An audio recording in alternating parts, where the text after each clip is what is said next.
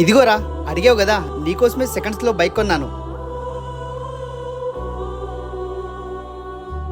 వాడు ఏదో ఒక రోజు మీ వాల్యూ తెలుసుకుంటాలేండి అంకుల్. ఎప్పుడు అర్థం చేసుకుంటాడో ఏమో బాబు.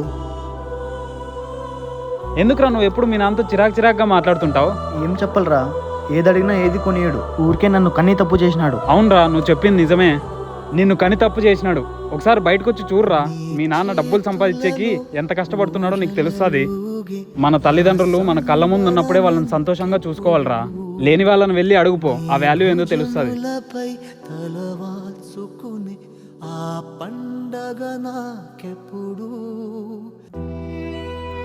సారీ నాన్న. నువ్వెందుకు వచ్చావురో ఇక్కడికి?